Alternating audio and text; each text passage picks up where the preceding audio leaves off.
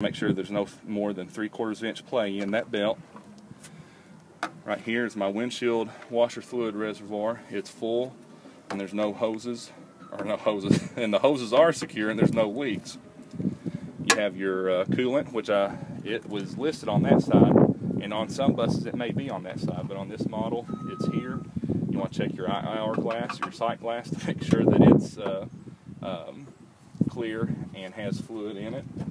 And then let that carry you down. You want to check your frame and make sure there's no unallowed cuts or welds to it. What you see coming from the engine compartment is attached and secure, and carry that down to your leaf spring mounts, front and your rear, your leaf springs, U-bolts, front axle, your shock, and then your tie rod at the back, which goes to your steering knuckle, and then you have your front axle there. Let that carry you into your brake chamber. You're going to check the brake on this side just like you did the other side, checking that it's attached, secure. The hoses are attached and secure and not frayed or broken.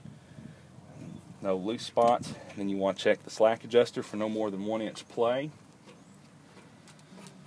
Come out and check the inside of the tire, inside of the rim, the dust cover. If the dust cover wasn't there, the brake linings visibly, and any fluid that may be leaking from the brakes. Coming out to the outside, you want to check the tread. Make sure you have at least 4 30-seconds tread. No recaps or retreads, and that it's worn evenly. Outside of the tire, make sure that it's no cuts, bruises, or bulges. Your rim, you want to make sure that it's attached and secure. Your lug nuts are attached and secure. Your hub seal bolts are attached and secure, and there's no fluid, excessive fluid around the hub seal. Have your valve stem, make sure it's attached and secure, and if you were to check the air pressure, you'd have a tire pressure, a pressure gauge, and check for at least 110 pounds pressure. You have your mud flap, then you have your West Coast mirror, and your clearance light, amber to the front and midship and red to the rear. Now, that finishes the engine compartment of the pre-trip inspection, and we'll close the hood and continue with the rest of the outside inspection.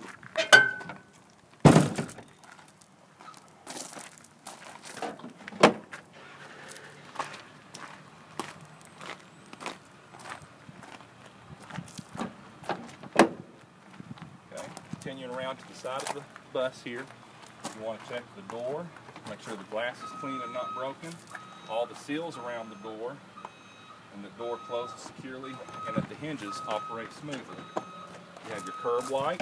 You want to check that it's attached and secure and clean and not broken.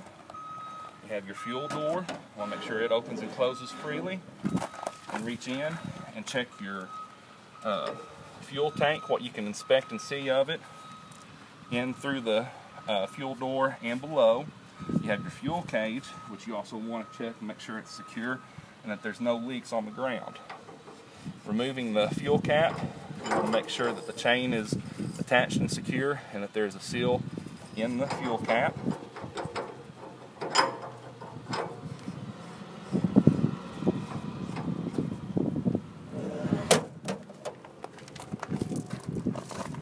Now, step back a little bit and look down the rest side of your bus. You want to check your clearance lines, make sure that they're amber to the front, red to the rear. Work your way down the bus. You just have to go up and check one window, but you want to make sure that one window is secure and attached. It's not broken or damaged. Standing back, you can look at your emergency exit windows to make sure that they're properly labeled, emergency exits readable, and that the reflective tape around the window is attached, secure, and not damaged. With checking that reflective tape, you also want to check the reflective tape down the rest of the bus, your Marshall County Schools lettering and bus number, and then your reflectors. On this bus, you just have one in the middle that's amber and one at the rear that's red. On some buses, you have another reflector up to the front. On Thomas buses, most of them have a side mounted turn signal here on the wall of the bus. You want to check that it's secure and the lens is clean and not broken. Working your way on down the bus, you want to check for the 3 reflective triangles, which bus to bus can be in different positions. But walk down here, open the box, and most of them have a clasp that you flip up and check that there are 3 triangles in there. And then close that back. You want to make sure that those 3 triangles are present and damaged. And on this bus, they're the outside of the bus, but on they may be on the inside of the bus depending on the model. Okay? Let's go back down here to the rear duals. You want to squat down, and if your bus has storage boxes, you'll want to check them as you come down. You just have to open and check one of them. If it doesn't, then you don't have to bother checking them, of course, if they're not there, but it also gives you a little bit more visibility with checking underneath the bus. You can see much more of the frame and the exhaust pipe and the transmission shaft. With that, you want to check that there's no holes or soot spots, and that the hangers or the safety loops are in place with the drive shaft. The drive shaft's secure, and the joints are free of road debris, not bent, twisted, or cracked.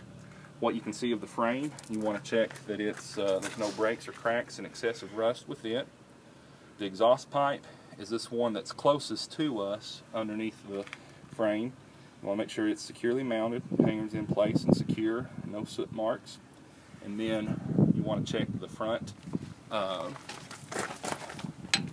spring mount for the leaf spring. Make sure it's mounted securely, all nuts and bolts are present, not cracked or broken. Then you want to check what you can visually. You don't have to get underneath the bus. All you're doing is checking what you can visually of the leaf springs and the U-bolts, that if you get farther away and down the middle of the bus, you can see better. You want to check for the torque bar and rod, state if this bus has one or not. This bus does not have one, and according to one of the mechanics, none of the buses we have one except an older Ford Control model. If you were to get under the bus, you would check the brake chamber, make sure it's secure, no leaks, cracks, or damage, and the band is tied around the brake chamber itself. The hoses to and from the brake chamber are attached and tight, and there's no dry rot, no leaks, and the connections are tight and secure. If you were underneath there, you check the slack adjuster on it, just the same as you did the one on the front. No more than 1 inch play, mounted securely and no damage. While you're checking that slack adjuster, you'd also check the push rod to make sure that it's secure and not bent or damaged. Coming to the back side of the rear duals, you'd want to check the back spring and the airbag mount, which you can see better from over there. Your air spring mount, and then your springs and other suspension items are in between those two air assist boots. You want to check the shock, make sure it's checked or mounted securely and no leaks. The airbags, no leaks or damage and secure. Let that bring you out to your tires. You want to check that the tires are secure. Your bud tires are, there's no cuts, bulges, or road damage or dry rot inside and outside of the both. And again, you're just checking these visually, but you definitely want to put a hand on them because otherwise you wouldn't be able to tell they're flat unless you're touching it. Let that carry you to the top of the tire. Check the tread depth, no less than 2/32. And on the rear, you can have recapped tires. Make sure they're evenly worn. Let that carry you to the outside. You want to check the tire pressure with the valve stem. On the outside tire, it's usually here, and then you'd have to reach through one of the eyelets to get to the tire pressure gauge on the inside. You check per the tire standard, 110 psi. That carries you out to the rim, and you want to check that it's secure, there's no cuts or welds, and that the hub hub seal, the lugs, go in first. The lugs are attached and secure. There's no rust or shiny spots indicating looseness or movement. And then let that carry you out to the hub, and that there's the bolts are attached and secure, and there's no looseness there. Okay. This bus isn't mounted with splash guards, so now you're ready to go to the back of the bus.